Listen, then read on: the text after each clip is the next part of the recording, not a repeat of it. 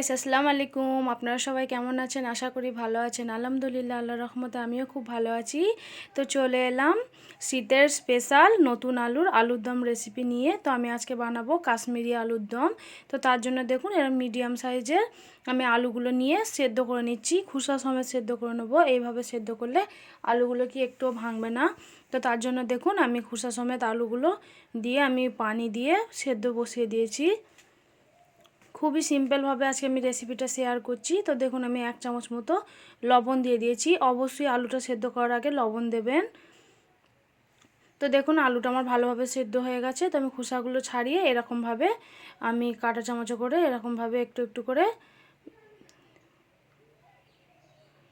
দাগ দাগ করে দিয়ে দিলাম। তা এতে কি নুন ঝালটা ভেতর পর্যন্ত যাবে আর আলুর দমটা খুবই সুন্দর হবে, খেতে খুবই ভালো লাগবে। গোটা আলুর যে আলুর দম হয় না, ভেতরে নুন, অনেকেই বলে যে গোটা আলুর দম মানে ভেতরে লবণ ঢোকে না, কিন্তু এইভাবে যদি আপনি একবার ট্রাই করে দেখবেন খুবই সুন্দরভাবে আলুটা ভেতর পর্যন্ত মশলাটা কুক হবে আর খেতেও কিন্তু খুবই ভালো লাগবে।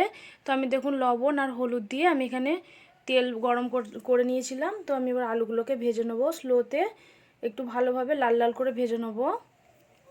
তারপরে ওপরে একটু দিয়ে দিচ্ছি লঙ্কা গুঁড়ো। আপনারা চাইলে কিন্তু নাও দিতে পারেন, কিন্তু দিলে বেশি ভালো হবে, আলুটা ভালোভাবে কুক হয়ে যাবে আর খেতেও খুবই ভালো লাগবে।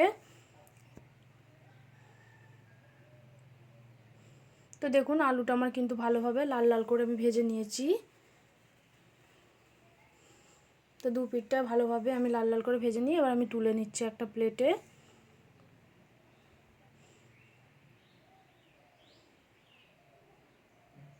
তো আমি আরেকটু ফ্রাই প্যানে তেল দিয়ে দিচ্ছি। তেলটা ভালোভাবে গরম করে এবার আমি ফোড়ন দিয়ে দেবো। একটা দিয়ে দিচ্ছি এখানে তেজপাতা, দিয়ে দেবো শুকনো লঙ্কা, আপনারা এটা কম বেশি করে দিয়ে নিতে পারেন। তো আমি দুটো লবঙ্গ, একটু দারুচিনি আর এলাচ দিয়ে দিচ্ছি একটা। যেহেতু আমি গরম মশলা দেবো তাই বেশি আমি এখানে গোটা মশলা ইউজ করছি না। তো আমি ভালোভাবে ফোড়নটা এবার ভালোভাবে আমি একটু করে নিই। এবার পেঁয়াজ কুচি দিয়ে দেবো, গোটা জিরে দিয়ে দিয়েছি। তো কে কে এইভাবে আলুর দম বানান অবশ্যই কিন্তু কমেন্ট করে জানাতে একদমই ভুলবেন না। তো এই রেসিপিটা এতই সুন্দর, মানে অনেক রকমেরই আলুর দম হয় কিন্তু এই রেসিপিটা বেশি সুন্দর। তো আমি তেলে দেখুন দিয়ে দিচ্ছি 1 চামচ মতো চিনিটা দিয়ে আবার পেঁয়াজটা ভালোভাবে আমি বেরেস্তা করে নেব। তারপর দিয়ে দিচ্ছি 1 চামচ মতো লবণ। পেঁয়াজটা ভালোভাবে আমি একটু ভাজা ভাজা করে নেব, যতক্ষণ না পেঁয়াজের কালারটা চেঞ্জ হয়ে যাচ্ছে ততক্ষণ আমি স্লোতে ভেজে নেব।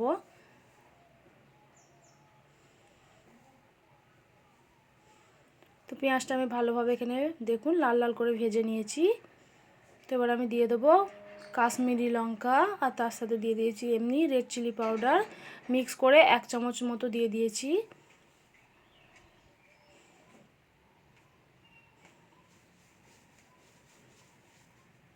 তো কালারটা মাশাআল্লাহ দেখুন অনেকটাই সুন্দর হয়েছে, দেখতেও খুবই ভালো লাগছে মাশাআল্লাহ, খেতেও কিন্তু খুবই সুন্দর ছিল। তারপর দিয়ে দিচ্ছি আদা আর রসুন বাটা 1 চামচ। একটু আদা আর রসুন বাটাটা দিয়ে আমি একটু ভালোভাবে পেঁয়াজটাকে কষিয়ে নেব যাতে কাঁচা গন্ধটা না থাকে।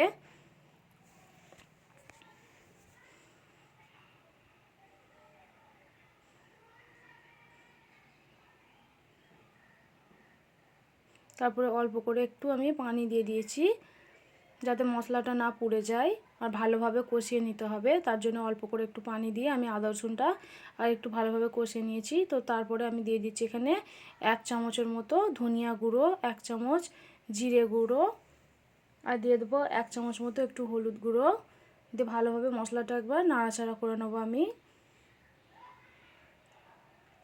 তারপর দিয়ে দেবো আমি দুটো মিডিয়াম সাইজের টমেটো আর 5-6টা মতো কাঁচা লঙ্কা, এটা আমি একটু মিক্সিতে পেস্ট করে নিয়েছি। তো এইভাবে পেস্ট করে দিলে আলুর দমের গ্রেভিটা খুবই সুন্দর হয় আর খুবই সহজে ভালোভাবে মিশে যায়। তো দেখুন টমেটোটা দিয়ে একটু ভালোভাবে এরকমভাবে কষিয়ে নিতে হবে, যতক্ষণ না পর্যন্ত তেল ছেড়ে আসছে ততক্ষণ না এরকমভাবেই কষিয়ে নিতে হবে। তো আমি আরেকটু ঢাকা চাপা দিয়ে দিচ্ছি ভালোভাবে কষিয়ে নেওয়ার জন্য। তো দেখুন অনেকটাই তেল ছেড়ে এসেছে। তো এইভাবে বুঝে নিতে হবে যে মশলাটা ভালোভাবে কষানো হয়ে গেছে। তারপর দিয়ে দিচ্ছি আমি মটরশুঁটি। আপনারা চাইলে কিন্তু নাও দিতে পারেন, আর হাতের কাছে থাকলে অবশ্যই একটু দেওয়ার চেষ্টা করবেন। তারপর দিয়ে দিচ্ছি আমি এখানে একটু টমেটো সস।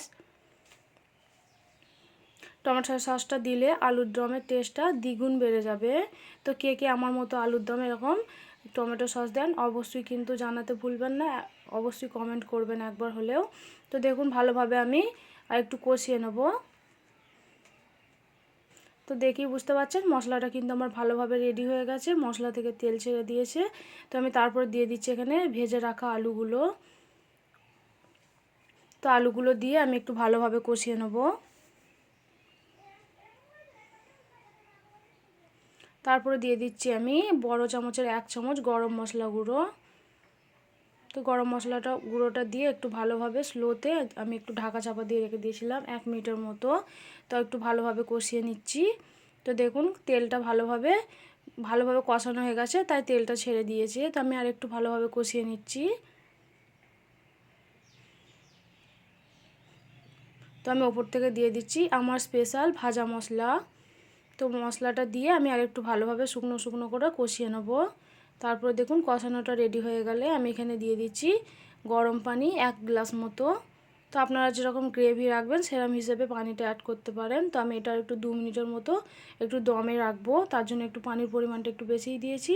তো দেখুন আমার আলুর দমটা একেবারে রেডি হয়ে গেছে আর ভালোভাবে সেদ্ধ হয়ে গেছে। তো আমি একটু ভালোভাবে নাড়াচাড়া করে এবার বাকি যে উপকরণগুলো দেওয়া বাকি আছে সেগুলো আমি দিয়ে দেবো। তো ফার্স্টই দিয়ে দেবো দেখুন 1 চামচ মতো ঘি।